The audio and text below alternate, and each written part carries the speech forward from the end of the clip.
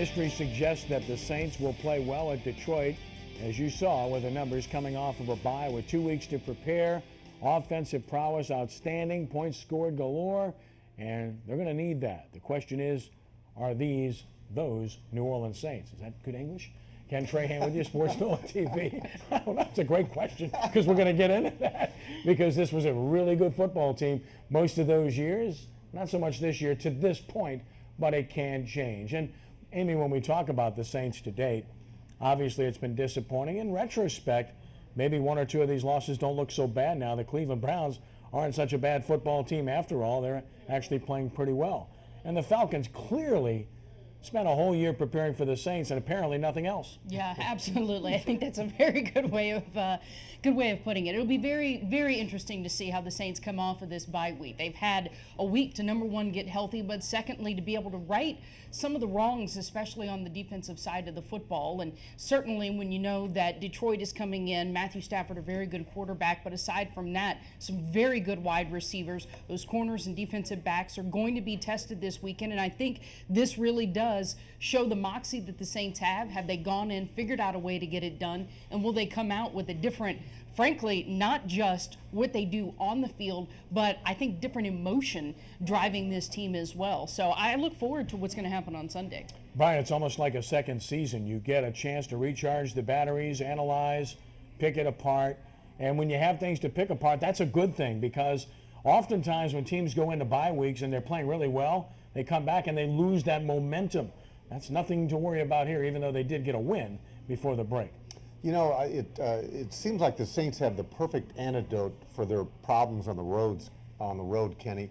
As we all know, they've lost 6 in a row. But when Sean Payton's team comes back after a bye, at least the last 5 years, they have won all 5. They lost their first 3 and won the last 5. So I suspect that they spent that whole off week self-scouting like they always do. But they also kind of, maybe threw away the script that they'd taken on the road in the past. Whatever ails them, they need to fix. Because I agree with Ricky in his earlier comments. The NFC South is there to be had. And all you got to do is somebody's going to have to stake a claim to it, and why not the Saints? Ricky, the other part of this equation that exists is that the Saints are playing on the road where they've struggled, but they're playing indoors where they don't struggle because even in their loss in Atlanta, they scored 34 points, and the fact that this game is indoors at Ford Field certainly bodes well for the Saints offense, doesn't it? Yeah, I mean, especially for Drew Brees. I mean, inside, he's just a whole different quarterback than outside, but he's one of the best quarterbacks in the league, and I love to see him inside the dome. The ball don't get a chance to move, the wind don't mess with his ball. He really can throw the ball on rhythm, on time. But my whole thing with the Saints is they're getting a lot of breaks with other teams not doing well. So, I mean, giving us a chance to hang around. So now we can come on and and the guys had a whole week off. I mean, when we played, man, you get a bye week, coach still would have us practicing. These guys took the whole week off to get their body rest, to get their body a lot of healing and stuff. So now they come in this week, they should be ready for Detroit. Well, you mentioned Drew Brees, and we talked about the offense, and even though the Saints are 2-3, the offense has been productive when it comes to numbers thus far this year. The Saints have put up some good numbers, and obviously it's not translated into wins.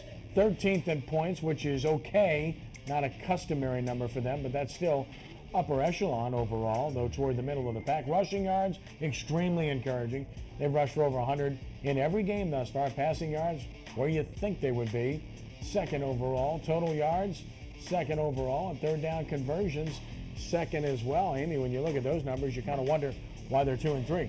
Well, it's on the other side of the ball. Absolutely. I mean, if you look at it, of course, the offensive numbers, right, in terms of the points scored, not exactly what we're accustomed to seeing, but the problem lies specifically on what is happening on the defensive side of the ball and the fact that those points have not been as high as we have, seen in previous years. And I think that's just all kind of alluded to what the problem is that we're hoping is corrected going into this week. We'll get to the defense coming up in just a minute or two. But Brian, where the offense is concerned, the other issue that doesn't appear in that graphic that we saw is turnovers. That's been, to me, the biggest single issue for this offense thus far and its shortcomings. Absolutely, and Kenny, it's not just this year. We're focused on this year, but it really stretched from the midway of last year, too. They've had a real difficulty of creating takeaways, and it's carried over to this year, and it certainly has affected their performance on defense.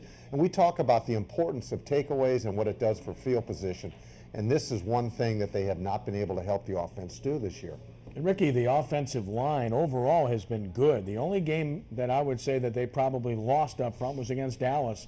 Other than that, I think their offensive line has won every game, and I think the rushing numbers certainly attest to that, don't they? Yeah, I think the offensive linemen doing their job, but I mean, we got a lot of drop balls this year, and that's what's surprising me more than anything. We're dropping so many passes. I mean, you know, if you look at the receivers, how many drops they got, the tight ends, how many drops they got, and the only time we really throw out the bikes is out the screen play, so we really don't let them go down and run routes too much.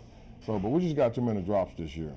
Well, we look at the offense and we've reviewed it. Now let's take a look at the defense and the numbers that have been posted thus far this year, and it's a totally different story when you review it. 28th overall in points per game, giving up 28.2 a game. That's too many. Rushing yards per game, it's okay, 16th.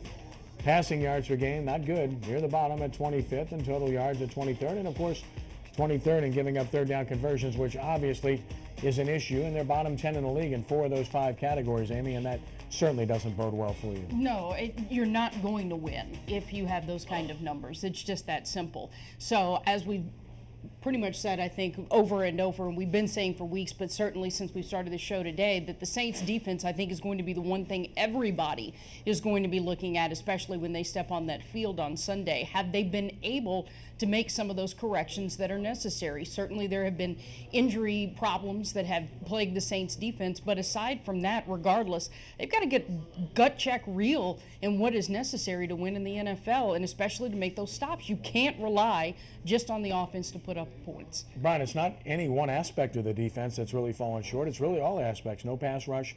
And linebacker play has been okay at best, and then secondary play obviously has been an issue.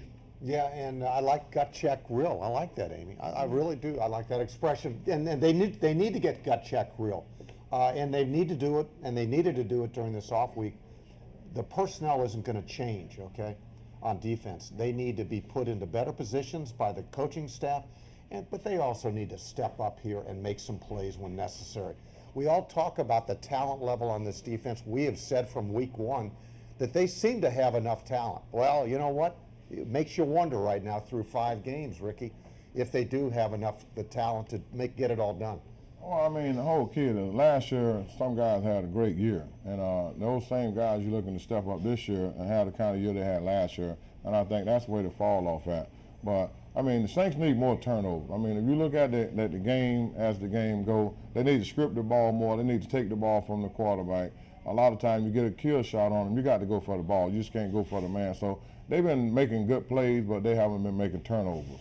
The Saints took a step forward, of course, against Tampa Bay overall, and they took a couple of steps forward in some other areas too, but they're going to have to progress even more after the bye week now because the schedule on paper gets more difficult based upon the quality of opposition, starting with the Lions, a 4-2 team, then the Packers, who have gotten hot, and Aaron Rodgers, a miraculous play and comeback win, the Panthers, the team to beat in the division, I think we all agree with that, and the 49ers, who are very good.